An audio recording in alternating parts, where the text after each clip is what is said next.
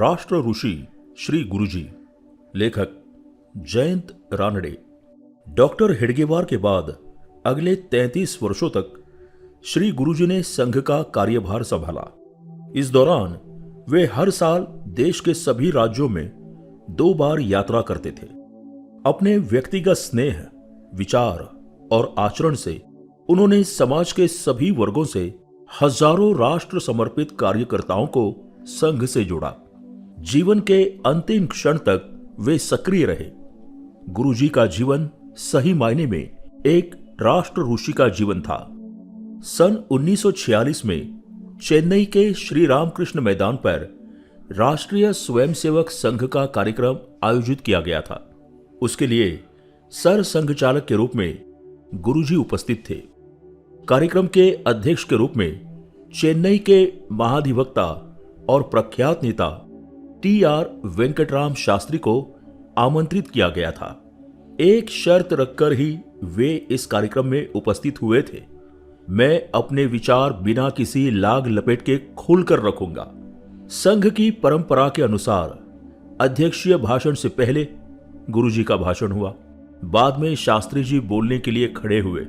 उन्होंने अपने विचारों को दिल खोलकर व्यक्त करते हुए कहा, मैं बहुत कुछ सुनाने का विचार लेकर यहां आया था, परंतु अभी अभी मैंने ऐसा भाषण सुना है जिसने मेरी जीवन भर की धारणाओं को जड़ से हिलाकर रख दिया और मुझे पुनर्विचार करने के लिए मजबूर कर दिया। इसलिए अब मेरे पास कहने के लिए कुछ भी शेष नहीं रहा है। स्वामी जी ने अभी जो भाषण दिया है उस पर आप सभी को गंभीरता से विचार करना चाहिए। बस अब इतना ही मैं आपसे कहना चाहता हूं। गुरुजी का व्यक्तित्व देखकर उन्होंने उनका उल्लेख स्वामी जी के रूप में किया था। गुरुजी के साथ थोड़ी सी संगति और संवाद से ही दूसरों को सही विचार अपनाकर जीवन का लक्ष्य निर्धारित करने और प्रेरणा देने की कितनी अद्भुत शक्ति थी, ये इस स्मृति से स्पष्ट होता है। शास्त्री जी उम्र में गुरुजी से काफी वरिष्ठ थे। 2 वर्ष बाद गांधी हत्या का आरोप लगाकर केंद्र सरकार ने संघ पर प्रतिबंध लगा दिया। समझौते के सभी मार्ग बंद हो जाने पर संघ ने प्रतिबंध हटवाने के लिए 45 दिनों तक सत्याग्रह किया, जिसमें 77,090 स्वयंसेवक शामिल हुए। जिस कारण से प्रतिबंध लगाया गया था वे आरोप कभी सिद्ध नहीं हो सके। फिर भी सरकार ने हठपूर्वक प्रतिबंध हटाने से इनकार कर दिया। इसका समाधान निकालने के लिए उस समय उप प्रधानमंत्री सरदार पटेल ने दोनों पक्षों के भली भांति परिचित और जनाधिकार समिति के अखिल भारतीय अध्यक्ष मौली चंद्र शर्मा का सहयोग लिया।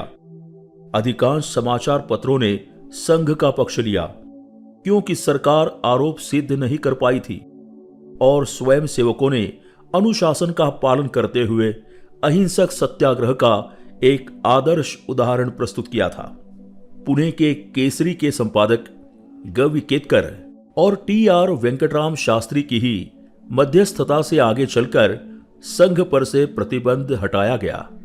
सन 1925 में मात्र 35 वर्ष की आयु में डॉक्टर हेडगेवार ने राष्ट्रीय स्वयंसेवक संघ की स्थापना की। भारत के राष्ट्रीय पुनरुत्थान की दीर्घ प्रक्रिया में जब हम शताब्दियों का इतिहास देखते हैं तो स्पष्ट होता है कि जिनका ये परंपरागत रूप से राष्ट्र है वो हिंदू समाज, धर्म, संस्कृति और राष्ट्र संबंधी स्वबोध कहीं न कहीं खो बैठा था। डॉक्टर हेडगेवार का उद्देश्य उसी स्वबोध को जागृत करना और उसे संगठित रूप में स्थायी आधार प्रदान करना था। डॉक्टर साहब के पश्चात यह दायित्व 33 वर्षों तक पूजनीय गुरुजी ने निभाया। इस अवधि में उन्होंने प्रत्येक वर्ष सभी राज्यों का 2 बार प्रवास किया और अपने स्नेह, विचार तथा आचरण से समाज के सभी स्तरों पर सहस्रों राष्ट्रनिष्ठ कार्यकर्ता खड़े किए। इसी के परिणाम स्वरूप तृतीय सरसंघ चालक बाला साहब देवरस ने अपने प्रारंभिक वक्तव्य में कहा था, डॉक्टर और श्री गुरुजी ने पिछले 53 वर्षों के अथक परिश्रम से जो देशव्यापी दुर्लभ कार्यकर्ताओं का भंडार तैयार किया है उसके कारण मेरे जैसे साधारण स्वयंसेवक को भी ये विश्वास है कि ये कार्य निश्चित रूप से सफलता की ओर अग्रसर होगा। यदि हम अपने देश की पिछली 15-20 शताब्दियों पर दृष्टि डालें तो हर कालखंड में ऐसे महापुरुष मिलते हैं जिन्होंने अपने मानवीय गुणों और कृतित्व से संसार को नतमस्तक किया। परंतु ये कहना कठिन है कि किसी सामाजिक समस्या पर हमने पूरी तरह काबू पा लिया हो और पूर्ण सफलता प्राप्त कर ली हो। इस अपूर्णता का मूल कहां है? इसी पर विचार करते हुए डॉक्टर हेडगेवार, जिन्होंने संघ की स्थापना से पूर्व 18-20 वर्षों तक विभिन्न सामाजिक कार्यों में अपनी संपूर्ण ऊर्जा झोंक दी थी, इस निष्कर्ष पर पहुंचे कि उन्हें संघ कार्य का विचार मानो एक स्फूर्त के रूप में प्राप्त हुआ। वास्तविकता यह है कि जिस कार्य को हाथ में लेने से भविष्य में सभी समस्याओं का समाधान संभव हो सकेगा, उसका स्वरूप पारंपरिक चौखट से परे होने के कारण तुरंत सबके ध्यान में आना स्वाभाविक नहीं था। किंतु कुछ वर्षों तक संघ कार्य में सक्रिय रहने के बाद उसका महत्व जब सही रूप से समझ में आया तो हजारों लोगों ने अपने व्यक्तिगत सपनों को, चाहे वे उन्हें साकार करने की क्षमता रखते हो, स्वेच्छा से त्याग दिया। उन्होंने ये निश्चय किया, मैंने अपनी समस्त शक्तियां और गुण रूप पुष्प इस भाव से चुनकर अर्पित किए कि भारत माता उनसे सुगंध ग्रहण करे। ऐसे निश्चय के साथ अनेक कार्यकर्ताओं ने अपना सर्वस्व समर्पित कर दिया, मनुष्यता के कल्याण और भारत राष्ट्र के पुनरुत्थान के लिए। जिन्होंने संघ का कार्य लंबे समय तक पूरे मनोयोग से किया, उनका एकमत अनुभव यही है कि संघ का कार्य केवल भाषण सुनकर या पुस्तकें पढ़कर पूरी तरह समझा नहीं जा सकता। हां, ये साधन प्रेरणा अवश्य दे सकते हैं, किंतु वास्तविक समझ तभी आती है जब कोई व्यक्ति स्वयं 2-3 वर्ष तक इस कार्य में प्रत्यक्ष भाग लेता है। तब उसके अनुभव से संघ की परिभाषा और अधिक गहन व समृद्ध हो जाती है। यह विषय भले ही परंपरागत चौखट से बाहर लगे, लेकिन यही सत्य है। 1906 में माधवराव यानी श्री गुरुजी का जन्म हुआ।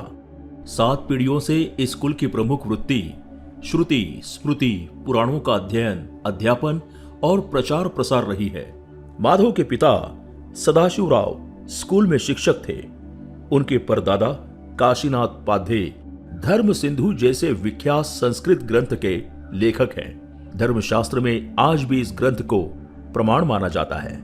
ये कुल मूल रूप से उपाध्याय था, फिर पाध्ये, उसके बाद गोलवली के पाध्ये और अंततः गोलवलकर उपनाम से प्रसिद्ध हुआ। सदाशिवराव की कुल 11 संतानें हुई, जिनमें 7वें अमृत और 8वें माधव थे। बाद में उन्हें 3 और संतानें हुई। हालांकि माधव को छोड़कर सभी संतानें शीघ्र ही चल बसे। 11 साल की उम्र में माधव का उपनयन संस्कार हुआ। त्रिकाल संध्या शुरू की और इस व्रत का पालन उन्होंने जीवन के अंतिम क्षण तक किया। इस बारे में पुणे के नारद मंदिर में अपने संबोधन में उन्होंने कहा था, संध्या वंदन में गायत्री मंत्र और सूर्य नमस्कार की शक्ति उपासना से मुझे मानसिक स्वास्थ्य और शारीरिक लाभ भी हुआ। माध्यमिक स्कूल में ही उन्होंने रामचरितमानस लगभग कंठस्थ कर लिया था। हिस्लॉप महाविद्यालय ईसाई मिशनरी का था। वहां बाइबल का अध्ययन अनिवार्य विषय था। जब प्राचार्य गार्डनर बाइबल का विषय पढ़ा रहे थे तो माधव ने एक गलत संदर्भ उनकी नजर में लाया। बाइबल की आधिकारिक प्रति मंगवाई गई। पुस्तक में माधव द्वारा बताया गया संदर्भ ही था। गार्डनर ने भी माधव की प्रशंसा कर उनकी पीठ थपथपाई। जनबांध बांसुरी वादक सावलाराम से उन्होंने बांसुरी बजाना सीखा और वे सितार भी बजाते थे। आगे चलकर उन्होंने काशी हिंदू विश्वविद्यालय में प्रवेश लिया और 1928 में उन्होंने एमएमसी की उपाधि प्राप्त की। दीक्षांत समारोह में मार्गदर्शन करते हुए मालवीय जी ने कहा था, यदि आपने अपने मन में देश को स्वतंत्र और स्वशासित देखने की तीव्र इच्छा उत्पन्न नहीं की तो समझ लीजिए कि यहां ली गई सारी शिक्षा व्यर्थ हो गई है। हॉस्टल में पढ़ाई करते समय रात में उन्हें एक बिच्छू ने डस लिया। उन्होंने नमक के पानी में पैर रखा और फिर पढ़ाई में मग्न हो गए। तब पास के दोस्त ने कहा कि अब थोड़ा आराम कर लीजिए। तो उन्होंने कहा, अरे बिच्छू ने मेरे पैर पर डंक मारा है, उस दिमाग पर नहीं जिसका उपयोग मैं पढ़ाई के लिए कर रहा हूं। दोनों को अपना अपना काम करने दीजिए। वे 23 साल की उम्र में चेन्नई में शोध के लिए गए थे। तब वहां से उन्होंने अपने दोस्त को भेजे पत्र में लिखा, अब दिशा तय हो गई है। मैंने इन डरपोक लोगों में राष्ट्रीय चेतना उत्पन्न करने, हिंदू मुसलमानों के बीच संबंध सुधारने और ब्राह्मण ब्राह्मणेतरवाद समाप्त करने का निश्चय किया है। हर किसी को अपना योगदान देना चाहिए। अगर 5-10 लोगों को भी राष्ट्रीय झंडे के नीचे ला दिया जाए तो बहुत है। एक और पत्र में प्रवृत्ति मार्ग के बारे में अपने विचार स्पष्ट करते हुए वे लिखते हैं, पहले हिमालय जाने का विचार था, लेकिन अब लगता है वो एक अविवेकपूर्ण विचार था। इस संसार में रहकर लोगों के कटु प्रहार सहते हुए, गृहस्थ जीवन की सारी जिम्मेदारियां निभाते हुए भी जीवन में निरंतर संन्यास बनाए रखने का प्रयास मैं करूंगा। अब हिमालय और एकांत दोनों मेरे भीतर है, कहीं और जाने की आवश्यकता नहीं। अगस्त 1931 से फरवरी 1933 तक वे काशी विश्वविद्यालय में प्रोफेसर थे। उसी दौरान 1931 में उनका भैयाजी दानी के संपर्क से संघ में प्रवेश हुआ। वे हॉकी और टेनिस खेलते थे। अन्य दोस्त शाखा में जाने लगे। कुछ ही महीने बाद उन्हें संघ चालक नियुक्त किया गया और इसके बाद वे हमेशा शाखा के काम में ध्यान देने लगे। उनकी जीवन शैली इतनी आदर्श शिक्षक वाली थी कि वहीं से उन्हें छात्रों द्वारा गुरुजी का संबोधन मिला और वही संबोधन जीवन भर उनके साथ रहा। काशी हिंदू विश्वविद्यालय से विदा लेकर गुरुजी फरवरी 1933 में नागपुर आ गए। वे संघ में सक्रिय रूप से शामिल होने लगे। रामकृष्ण मठ के साथ भी उनका अच्छा संपर्क था। 1934 में उन्हें नागपुर शाखा का कार्यवाह नियुक्त किया गया और संघ कार्य हेतु 2 महीने के लिए उन्हें मुंबई भेजा गया। 1934 में अकोला में हुए संघ शिक्षा वर्ग में उन्हें सर्वाधिकारी नियुक्त किया गया और उन्होंने ये पद बड़ी कुशलता से निभाया। इसी दौरान उन्होंने कानून की परीक्षा अच्छे नंबरों से पास की। बाद में 1936 की दिवाली के आसपास वे पूर्व निर्धारित योजना के अनुसार सारगाछी में स्वामी अखंडानंद के पास गए। वे श्री रामकृष्ण के अंतरंग शिष्य थे। वहां जरूरतमंद लोगों की सेवा का काम बड़े पैमाने पर चलता था।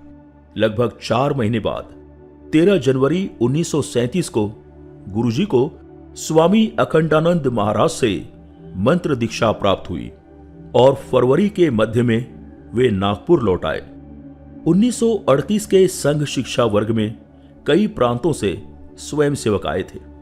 इस 40 दिवसीय वर्ग में गुरुजी सर्वाधिकारी थे।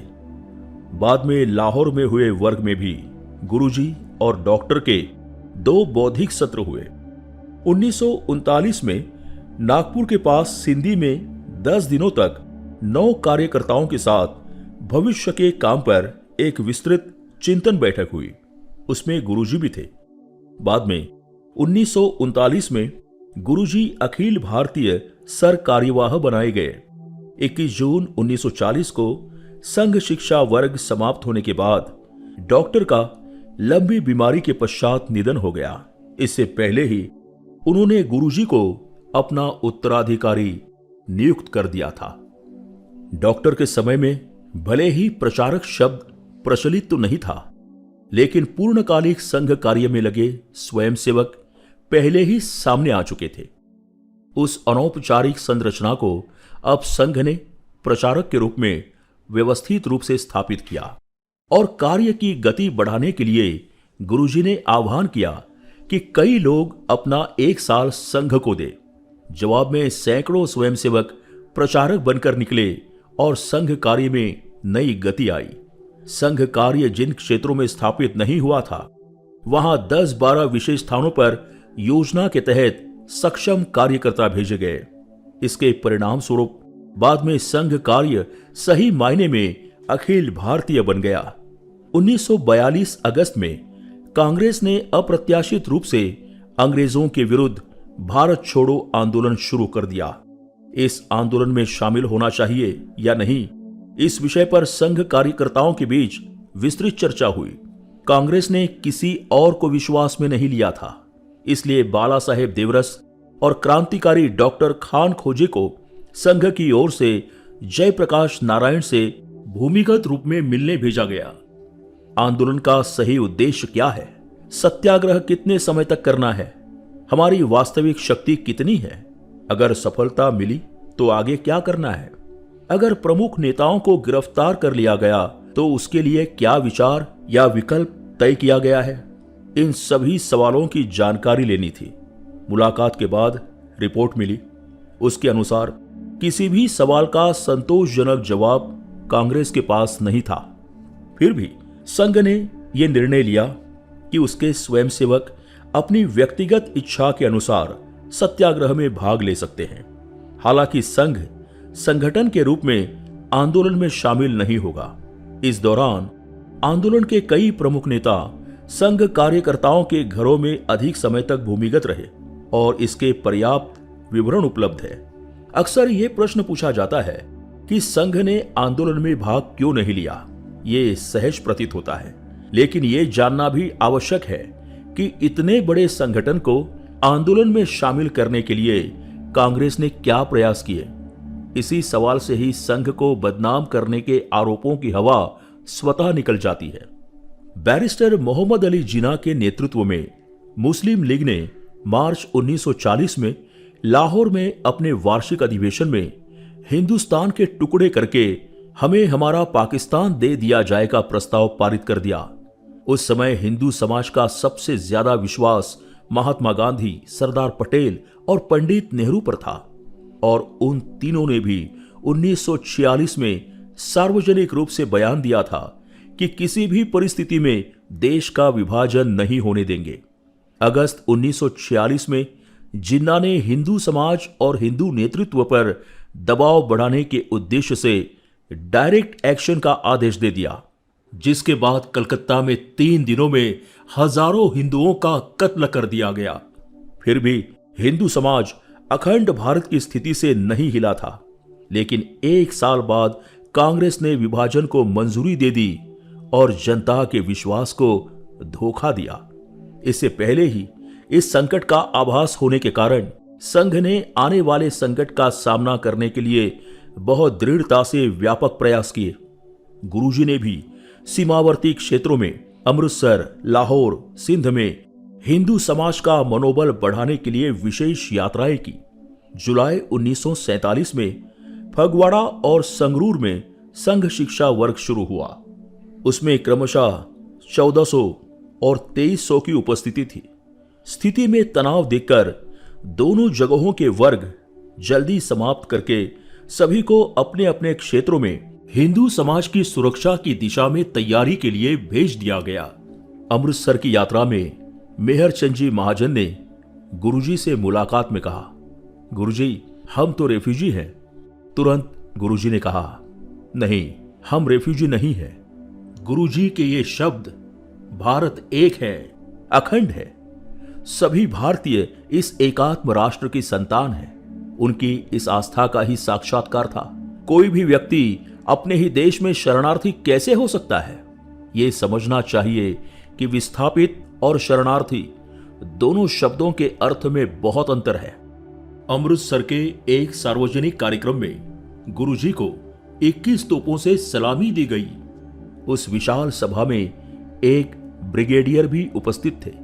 बाद में वे गुरुजी से मिलने आए। गुरुजी के पास आते ही वे उनके पैर छूने के लिए झुके, लेकिन गुरुजी ने उनके हाथ अपने हाथ में ले लिए और कहा, मान्यवर ये क्या कर रहे हैं? आप तो सेना के बड़े अधिकारी हैं और मुझसे उम्र में बड़े हैं। कृपया ऐसा ना करें। लेकिन ब्रिगेडियर बहुत भावुक हो गए थे। उन्होंने भावुक स्वर में कहा, गुरुजी, मैं आपके पैर नहीं छू रहा हूं, मैं तो उस संघ शक्ति के सामने नतमस्तक हो रहा हूं जिसने लाहौर में 12-14 साल के युवकों ने इतना साहसिक काम किया कि वो करने का साहस हमारी सेना के जवान भी नहीं दिखा पाए। संघ ने इस दौरान हिंदू समाज को सुरक्षित भारत में लाने के लिए किए गए साहसी कार्यों का विवरण ज्योति जला निज प्राण की पुस्तक में तारीख और नाम के साथ विस्तार से दिया गया है। कश्मीर के महाराजा हरि सिंह से मिलने के लिए भी 17 अक्टूबर 1947 को गुरुजी गए थे। उन्होंने विलय के संबंध में उनसे संवाद किया और सरदार पटेल को बताया कि महाराजा की मानसिकता विलय के लिए अनुकूल है। आगे की सभी बैठक और विचार विमर्श समर्थ एवं अनुभवी सरदार पटेल ने की। परिणाम स्वरूप जम्मू कश्मीर का भारत में विलय हो गया। Professor A.N. बाली अपनी पुस्तक now it can be told में लिखते हैं, पश्चिमी पाकिस्तान से शरणार्थी बनकर भारत लौटा हर एक व्यक्ति, अब चाहे वो भारत में कहीं भी बस गया हो, संघ का अत्यंत आभारी है। जब सभी लोगों ने उसे बेसहारा छोड़ दिया था, तब अकेले संघ ने दौड़कर उसकी मदद की थी। इलाहाबाद से प्रकाशित होने वाले क्राइसिस में भारत रत्न डॉक्टर भगवान दास ने एक महत्वपूर्ण घटना पर प्रकाश डाला है। वे कहते हैं, मुझे निश्चित रूप से पता चला है कि दिल्ली में मुस्लिम लीग का विश्वास पात्र बनकर उनके षड्यंत्र का पता लगाने के लिए संघ के कुछ स्वयंसेवकों ने मुसलमान धर्म स्वीकार करने का बहाना भी अपनाया था। इसी वजह से वे 10 सितंबर 1947 को सभी सरकारी मंत्रियों, अधिकारियों और हजारों हिंदू नागरिकों को मारकर लाल किले पर पाकिस्तानी झंडा फहराने और हिंदुस्तान पर कब्जा करने के षड्यंत्र की सूचना पंडित नेहरू और सरदार पटेल को दे पाए थे। उत्साह और बलिदान की भावनाओं से ओतप्रोत इन युवकों ने यदि संकट काल में वो सूचना नेहरू पटेल को नहीं दी होती तो आज भारत सरकार का अस्तित्व नहीं होता। 30 जनवरी 1948 की शाम को महात्मा गांधी की एक अज्ञात हत्यारे ने गोली मारकर हत्या कर दी। अपने राजनीतिक विरोधी माने जाने वाले संघ को इस अवसर पर जड़ से उखाड़ फेंकने का प्रयास बाद में कांग्रेस ने किया।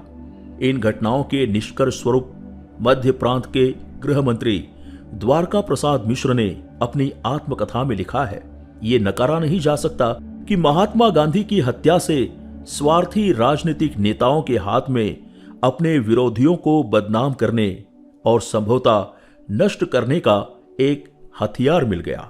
संघ पर लगा प्रतिबंध 11 जुलाई 1949 को 1.5 साल बाद हटाया गया।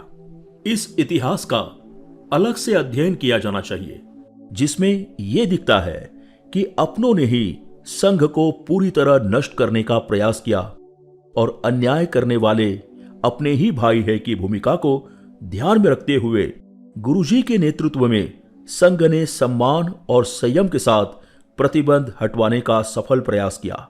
इसका थोड़ा विवरण पहले ही आ चुका है। 1949 में संघ पर से प्रतिबंध हटने के बाद संघ कार्यकर्ताओं में एक ऐसा समूह था जिन्हें लगता था कि उनका संगठन पर्याप्त रूप से मजबूत हो चुका है। उनका मानना था कि अब उन्हें जीवन के विभिन्न क्षेत्रों में प्रवेश करके वहां काम शुरू करना चाहिए। उस समय गुरुजी ने सबके सामने ये बात रखी कि हमारे संगठन की संख्या और गुणवत्ता के संबंध में पर्याप्त शक्ति नहीं है, इसलिए हमें उस पर अधिक ध्यान देना चाहिए और उस शक्ति को बढ़ाना चाहिए।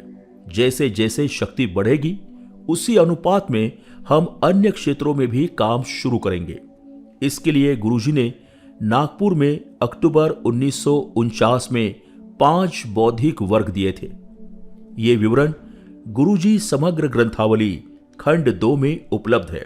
यदि इन्हें ध्यानपूर्वक पढ़ा जाए तो स्पष्ट होगा कि गुरुजी ने उस समय डॉक्टर हेडगेवार की कल्पना के संघ को कितनी गंभीरता से संभालने का काम किया। संघ कार्य का केंद्रीय सूत्र हमेशा से सांस्कृतिक एकता को पुष्ट करने पर जोर रहा है। इस दृष्टि से 1952 में पूर्ण गो हत्या बंदी हो इसके लिए संघ स्वयंसेवकों ने देशव्यापी जन जागरण किया। एक निश्चित समय सीमा में 28 दिनों में 54,000 कार्यकर्ताओं ने इस अभियान में भाग लिया। 94,459 गांवों से 1,74,89,332 हस्ताक्षर एकत्र किए गए थे। दिल्ली में अभियान की समाप्ति पर एक बड़ी सार्वजनिक सभा हुई और यह हस्ताक्षर संग्रह महामहिम राष्ट्रपति को सौंपा गया। जनता के हस्ताक्षरों का ये एक तरह से विश्व रिकॉर्ड ही था। रोज के संघ कार्य को नजरअंदाज किए बिना ये अभियान चलाया गया। बाद में हिंदू संगठन के कार्य की आवश्यकता को आम समाज को समझाने का निर्णय लिया गया। इसके लिए गुरुजी का 51वां जन्मदिन बड़े पैमाने पर मनाने का विचार गुरुजी को छोड़कर अन्य कार्यकर्ताओं ने ही आगे बढ़कर तय किया था। वरिष्ठ संघ चालकों ने गुरुजी से मिलकर उन्हें यह विषय बताया। गुरुजी की प्रतिक्रिया उम्मीद के अनुसार नकारात्मक ही थी। तब एक संघ चालक ने कहा, गुरुजी, संघ कार्य की प्रगति के लिए यह आवश्यक लगता है, आपको हां कहना चाहिए। यह सुनकर गुरुजी ने कहा, अच्छा, संघ कार्य की प्रगति के लिए आपको यह करना है, तो अगर मेरा बलिदान भी मांगा जाए तो मैं खुशी से तैयार हो जाऊंगा। यह उत्तर गुरुजी की आजीवन प्रतिज्ञा का ही मानो दोहराना था। समाज और राष्ट्र के हित के लिए व्यक्ति को समर्पित हो जाना चाहिए। यह संगठन का एक केंद्रीय संस्कार है। गुरुजी ने इस कार्यक्रम को व्यक्ति निरपेक्ष भूमिका से देखा और सभी की इच्छा को एक तरह से अनिच्छा से स्वीकार किया। इस अवसर पर व्यक्ति दर्शन और विचार दर्शन नामक 2 पुस्तिकाएं भी तैयार की गई। ये 51 दिनों का अभियान था। इस दौरान संघ रचना के 17 प्रांतों से 41,03,411 व्यक्तियों से संपर्क हुआ और 2,75,105 रुपए का श्रद्धा निधि जमा हुआ। इस समय के सम्मान सभा में गुरुजी ने अपने भाषण में इस्लामी और ईसाई धर्म के अनुयायियों से एक विशेष अनुरोध किया था। अगर स्वतंत्रता का सच्चा उपभोग लेना है तो सभी हिंदू वंशज मुसलमान और ईसाई भाइयों को विदेशी बलात्कारों के प्रतीक स्वरूप अपमानजनक पंथों और मतों को त्याग कर अपने पूर्वजों के स्वधर्म में वापस आना चाहिए। तभी राष्ट्र की स्वतंत्रता को पूर्णता मिलेगी और वापस आने वाले भाइयों को हमें स्वीकार करना चाहिए। ये धर्मांतरण नहीं, ये पुनरागमन, परावर्तन, घर वापसी है। बाद में 1967 में धार्मिक क्षेत्र के सभी संतों ने विश्व हिंदू परिषद के प्रयाग अधिवेशन में इस विचार को सार्वजनिक रूप से स्वीकार किया। विचार दर्शन पुस्तिका के संदर्भ में उन्होंने कहा, ये मेरे विचार हैं। ऐसा कहकर स्वयं सेवकों ने आपसे संपर्क किया होगा, लेकिन मुझे ये कहना है कि मेरे विचार नाम की कोई चीज नहीं है। विचार तो संघ के ही है। उन्हें सभी के सामने बताने वाला ग्रामोफोन मैं हूं। डॉक्टर हेडगेवार के स्मृति मंदिर का काम समिति की स्थापना करके 1959 में ही शुरू हो गया था। एक स्वयंसेवक 1 रुपया, इस पद्धति से निधि संग्रह हुआ। 1962 वर्ष प्रतिपदा के दिन इसका उद्घाटन हुआ। इसके लिए कांची कामकोटी पीठ के शंकराचार्य ने आशीर्वाद भेजा था। ये स्मृति मंदिर हेडगेवार महोदय के स्वधर्मनिष्ठ, त्यागपूर्ण, राष्ट्र की उन्नति के लिए समर्पित जीवन की सभी को याद दिलाएगा और सभी भारतीयों को उन्हीं के मार्ग पर चलने की प्रेरणा देगा। इस अवसर पर देश से आए हजारों मेहमानों की व्यवस्था 2000 परिवारों में ही की गई थी। इस समय गुरुजी ने कहा था, राष्ट्र पर आए सभी संकटों को दूर कर एक चिरंजीव, पूर्णता सुखी, समृद्ध, सम्मानित और श्रेष्ठ राष्ट्र जीवन बनाने की क्षमता हम में आए। इसके लिए ये स्मृति मंदिर शाश्वत प्रेरणा का स्रोत बनेगा, इसमें जरा भी संदेह नहीं है। मुझे पत्थर और ईंटों से बनी चीजों में रुचि नहीं है। इसके बावजूद मुझे स्मृति मंदिर चाहिए। यह स्थान अत्यंत पवित्र है, जिस भूमि पर संघ संस्थापक चले फिरे, जहां अपने कार्य के लिए उन्होंने पसीना बहाया और अंत में चिर विश्राम के लिए जहां शरीर त्याग किया, वो पवित्र स्थान हमें अपना जीवन उन्हीं की तरफ बनाने की प्रेरणा देगा। हमें इसी श्रद्धापूर्ण भावना से स्मृति मंदिर को देखना है। संघ कार्य का स्वरूप ऐसा है जिससे हमारे राष्ट्र का समग्र और पूर्ण पुनरुत्थान हो सकता है। इसके पूरक के रूप में किसी अन्य कार्य की वास्तव में आवश्यकता नहीं है, लेकिन संगठन जब एक विशिष्ट स्तर से आगे बढ़ता है तो स्वाभाविक रूप से संगठन के कुछ लोगों को उनकी रुचि और प्रवृत्ति के अनुसार राष्ट्र के पुनरुत्थान के लिए जीवन के इस क्षेत्र में संघ संस्कार को समय के अनुसार स्थापित करने में मुझे अधिक आनंद होगा, ऐसा विचार आता है। इसी के फलस्वरूप आज राष्ट्र जीवन के 25-30 अलग अलग क्षेत्रों में स्वयंसेवक अपनी इच्छा से या संघ के सुझाव पर काम कर रहे हैं। संघ का काम बढ़ने के परिणाम स्वरूप स्वयंसेवक भी अपनी रुचि के अनुसार विभिन्न संस्थाओं में काम करने लगते हैं और विभिन्न संस्थाओं का काम बढ़ने पर वे भी संघ कार्य से जुड़ जाते हैं। इस प्रकार की ये परस्पर अनुकूल और व्यापक संरचना वर्तमान में संघ शताब्दी के उपलक्ष्य में और भी गतिशील होती दिखाई दे रही है। आधार धर्म, संस्कृति और राष्ट्रीयता का संस्कार व्यक्ति में जागृत करना, उसे बनाए रखना, विकसित करना और ऐसे सभी को संगठित रखना, यही संघ कार्य का स्थायी स्वरूप है। गुरुजी के समय में देश के लगभग सभी तहसीलों तक संघ शाखाओं का जाल खड़ा हो गया था। सभी का हित हो, ये जीवन दृष्टि सामने रखकर हमारी हिंदू संस्कृति विकसित हुई है। समय के साथ इसमें आई खामियों को समझकर उन्हें दूर करना और जो योग्य गुण हैं उन्हें हमें आत्मसात करना चाहिए।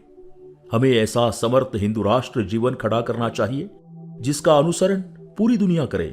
राष्ट्र प्रथम की जीवन दृष्टि हमारे आचरण से प्रकट होनी चाहिए।